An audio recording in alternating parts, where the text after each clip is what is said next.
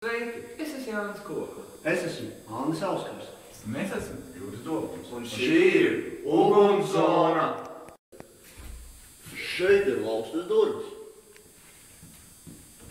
Šeit laušies bezpajumnieki.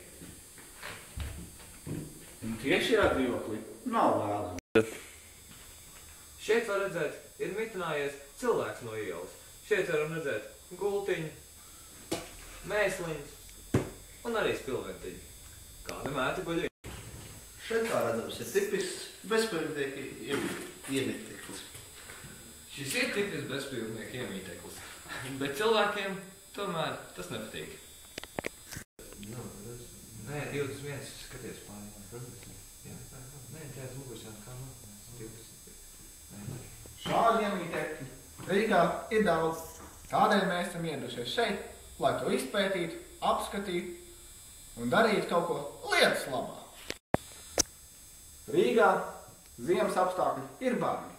Tādēļ bezpajumtnieki meklē arvien lielākas, trakākas un radikālākas idejas, kur paslēpties no bargā augstuma. Apskatīsim vienu no tām.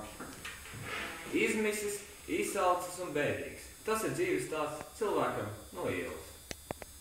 Bezpajumtnieki bieži atrodoties šādā dzīvokļos, vardarbīgi uzlaužot šo dzīvokļus, ja neierobežo savas iespējas un tādējādi pārkāpj likumu. Man šeit patīk. Jā! Hello darkness, my old friend. Tāda ir dziesma angļu valodā, bet daudziem cilvēkiem no ielas tā ir realitāte, jo elektrības šeit nav.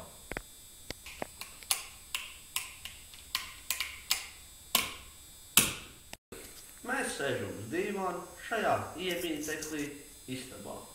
Un skatāmies, ir liels skats ārā pa logu. Kad mēs ierodamies šajā bezpajumtnieku iemīteklī, viņiem bālīt un gaisma beigas.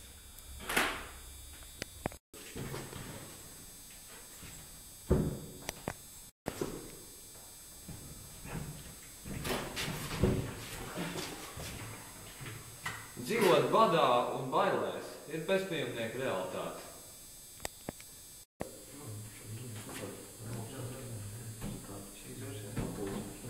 Alkohols bezpajumtnieku iedzīvē nav reta lieta, un šis ir kārtējs pierādījums šim faktam. Šī ir tikai viena no kādu telpām, kur bezpajumtnieki uzdzīvo. Tāda gan katrā Rīgas rajonā. Tāda ir arī ne tikai Rīgā, Jēkabpilī, Balvos, Valmierā, Cēsīs un Juklā.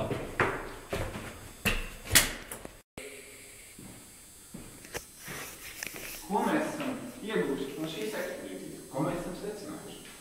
To, ka bezpajumtnieki ir bezbailīgi, draudoši. Vai tomēr viņi cilvēki, tādi paši kā mēs, bez mājām, bez ēdienu, asarēm?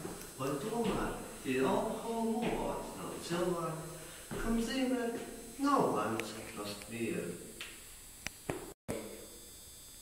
Es biju Jānis Kokla.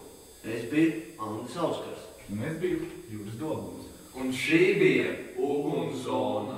Bezpajumtnieku maršs.